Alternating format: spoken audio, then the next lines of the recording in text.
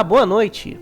Essa é mais uma crônica com Felipe Fontes, sempre com uma visão liberal, e o tema de hoje é: o liberalismo econômico no Brasil pode andar de mãos dadas com o conservadorismo social?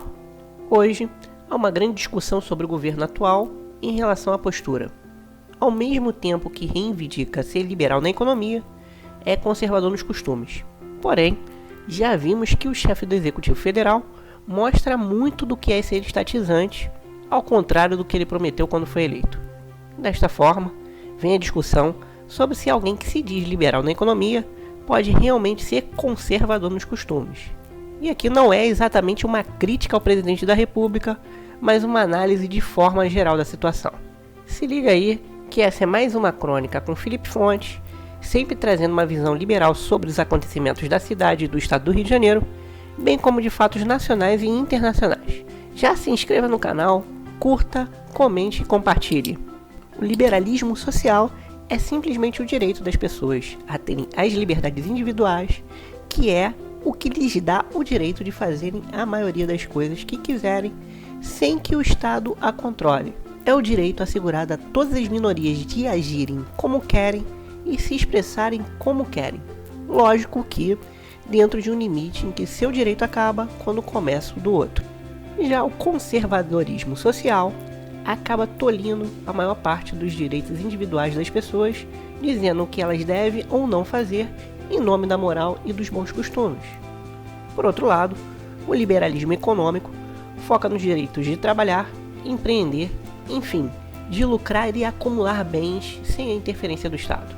No conservadorismo econômico, de origem europeia, com posições que vêm desde os fins das monarquias absolutistas, como nacionalismo, corporativismo, Estado moralizador e nuances desse tipo, tem como característica, sobretudo, de um Estado interferindo e muito no trabalho ou empreendimento das pessoas, que acaba por vez, entre aspas, depenando trabalhadores e empreendedores com burocracias e altos impostos, justamente por ter uma característica, a continuidade de estatais em um Estado gigante, onde que quem paga a conta sempre são os contribuintes, que é um belo eufemismo para nós, pagadores de impostos.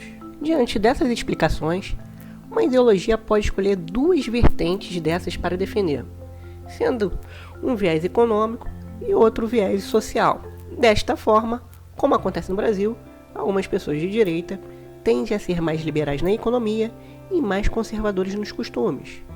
Outras pessoas de esquerda tentam ser mais conservadores na economia e, de forma progressista, são liberais nos costumes. E também existe uma corrente mais central de liberais como eu, que defendem liberdade em ambos espectros, desde que seja sempre respeitado o direito do outro. Seria essa uma questão coerente? Veja, por exemplo, a postura de Jair Bolsonaro. Vendeu uma imagem de liberal na economia e de conservador nos costumes. Porém, não dá para saber ao certo que ideologia defende agora no governo. Pode passear entre todas, menos de liberal em todos os viés. O liberal se preocupa, obviamente, com a liberdade de um modo geral, sejam as individuais, sejam as econômicas. Então, as pessoas podem até defender o conservadorismo em uma vertente e o liberalismo em outra, mas elas nunca serão realmente liberais, porque a liberdade consiste em não ter nada que nos prenda como indivíduos e nem como geradores de riqueza para a sociedade. E isso sim é liberdade completa. Então, vamos desenhar para você. A direita é conservadora nos costumes e liberal na economia, enquanto a esquerda é liberal nos costumes e conservadora na economia. Enquanto nós liberais, por completo, defendemos a liberdade em todos os campos.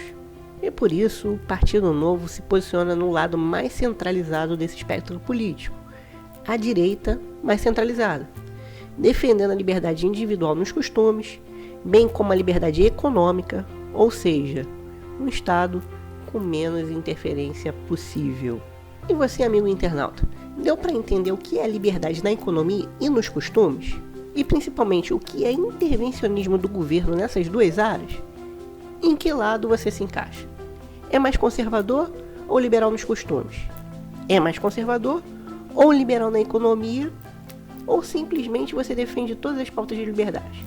Deixe sua resposta nos comentários abaixo e se tiver alguma dúvida, é só perguntar. Inscreva-se, curta e compartilhe também. Até mais e tchau!